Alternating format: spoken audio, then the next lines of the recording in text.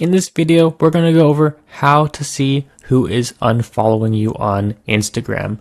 So there's this website called unfollowerstracker.com, and it's going to be used to see who is not following you back on Instagram.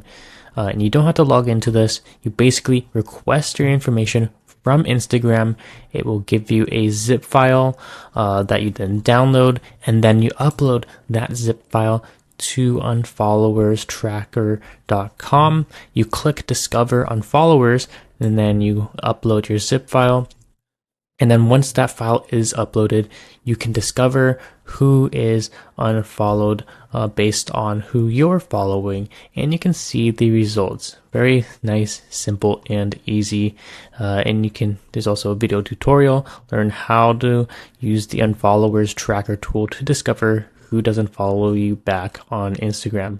Now, in order to use this tool effectively, you do have to follow every single one of your followers that you do want to track.